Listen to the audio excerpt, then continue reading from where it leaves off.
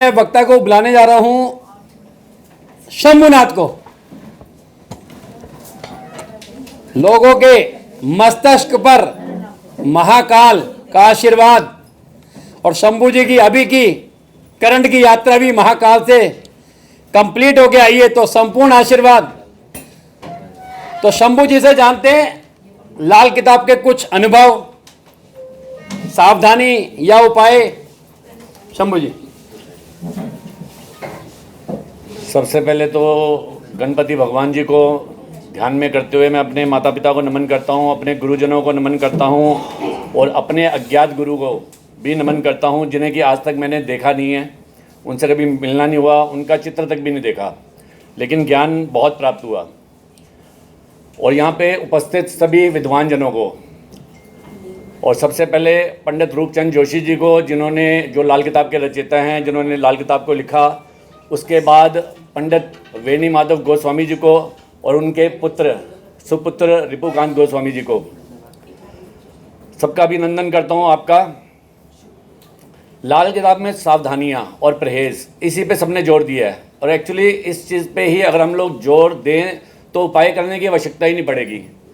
व्यक्ति उपाय करता कब है? डॉक्टर के पास जाता तब है जब बीमार हो जाता है और मेडिसिन खानी पड़ती है। लेकिन हमें, अगर हम लोग बीमार होंगे ही नहीं तो मेडिसिन की आवश्यकता ही नहीं पड़ेगी। तो ऐसा कर्म करना ही नहीं चाहिए जिसकी वजह से कि हमें मेडिसिन लेनी पड़े या उपाय करने पड़े।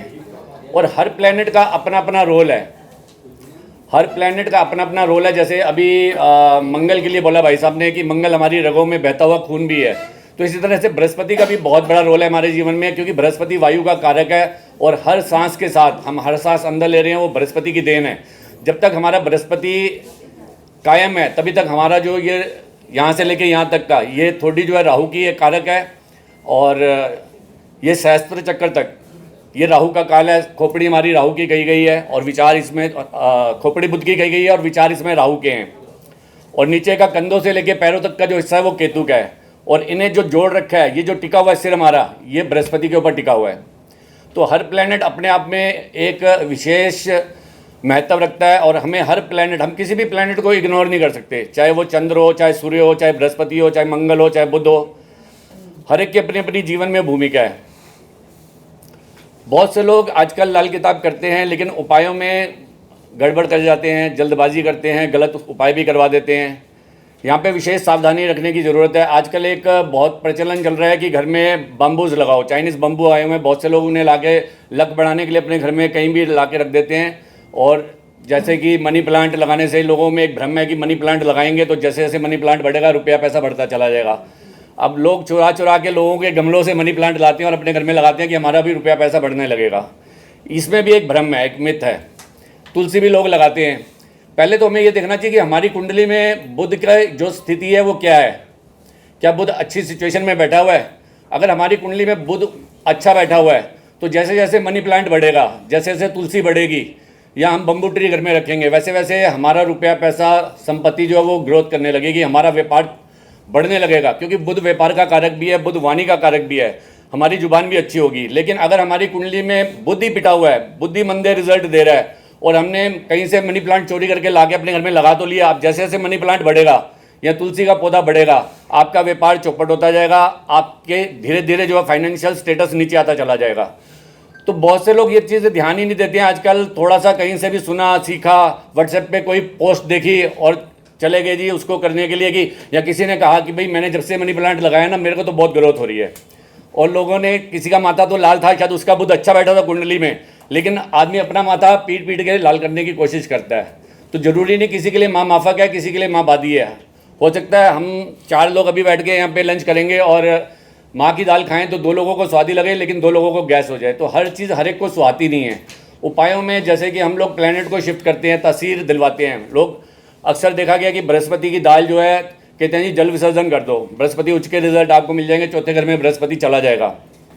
ये कॉमन चीज़ है। लेकिन क्या कभी आपने गौर किया कि आप अपने क्लाइंट को बृहस्पति उच्च का करने के लिए एक सजेशन तो दे रहे हैं लेकिन उसकी परहेज़ और सावधानियां से अवगत भी करा रहे हैं।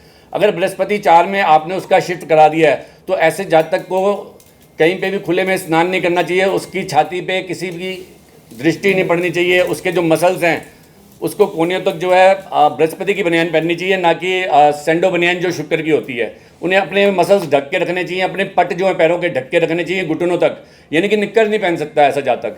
लेकिन इन सावधानियों की तरफ तो कोई ध्यान नहीं देता, ना ही जातक को बताता है जो आता है। उसको सिर्फ ये कहते हैं कि भाई तू जा और चने की दाल जो है वो 4 किलो ले और जल विसर्जन कर दे। इसी तरह से हर प्लेनेट का मतलब कि जहाँ पे सावधानियाँ और परहेज़ की बात आती है, हम लोग सिर्फ ऊपरी तौर पे उसको मतलब किसी को जुकाम की गोली तो दे दी, लेकिन उसको ये नहीं बोला कि भैया तूने फ्रिज का ठंडा पानी नहीं पीना, आइसक्रीम नहीं खानी। अब जब तक अगर आइसक्रीम खाता रहेगा, ठंडा पानी पीता रहेगा, तो क्या उसकी हेल्थ में इंप्रूवमेंट होगी? उसका जुकाम ठीक होगा? नहीं। तो इसलिए सावधानियों का बहुत बड़ा महत्व है। जैसे किसी का शुक्र 6 में चला गया, तो पंडित जी ने बहुत सुंदर लिखा है कि लल्लू करे कवलिया रब सिद्धियाँ पावे। लेकिन हम लोग किसी का अगर किसी कारणवश शुक्र 6 में प्लेस करवाते हैं, तो क्या हम उसे वहाँ पे सावधानी बताते हैं कि भाई अपनी वाइफ को नंगे पैर मत चलने दो, उसके सिर पे सोना कायम करो। और पीछे काफ़ी पहले एक सम्मेलन में दीपक जी से डिस्कस भी हुआ था, किसी सज्जन ने कहा था कि सोने का क्लिप तो बहुत महंगा है और आजकल तो वाकई 50,000 रुपये तोला सोना चल रहा है, तो एक क्लिप 2-2.5 लाख रुपये का पड़ेगा, तो कैसे मतलब कायम करवाया जाए। तो वहीं पे हमारे 3-4 सज्जन थे जिन्होंने अपने अलग अलग लॉजिक बताए। जैसे कि आप पीला रिब्बन जो है सिर के बालों में कायम करवा सकते हो, एक 10 रुपये का रिब्बन आ जाता है। हल्दी की गांठ जो है अपनी स्त्री के बालों में आप लगवा सकते हो, या फिर अगर सोना भी आप चाहो तो कायम करवा सकते हो। एक नोज पिन जो आती है वो आज की डेट में भी 400 से 600 रुपये के बीच में गोल्ड की आ जाती है। और ये आइडिया दीपक जी का ही था कि उसको प्लास्टिक के क्लिप में आप क्यूफिक्स से लगा लो अंदर की साइड में, और उस क्लिप को आप बालों में कायम कर लो, तो सोना आपके बालों में कायम हो गया। तो हर चीज़ का समाधान है। अगर आप कानों में केतु 3 आया हुआ है, सोने की बालियाँ नहीं डाल सकते हैं, तो आप केसर का तिलक तो कानों के ऊपर लगा ही सकते हैं। तो लाल किताब इतने सिंपल और इतने छोटे छोटे मतलब रूल्स बताती है, जिसको कि आप करके अपनी लाइफ में बहुत ज़्यादा चेंजेस ला सकते हैं। लेकिन यही है कि सिर्फ ऊपरी तौर पे अगर आप लोग इसमें जाएंगे, तैरेंगे, तो देखो मछली के अलावा हाथ में कुछ नहीं आएगा। और जितना डीप जाएंगे, मोती चाहिए तो डीप गहराई में गोता लगाना ही पड़ेगा, उसके बाद ही मोती आपके हाथ में आएंगे। धन्यवाद जी। एक मिनट।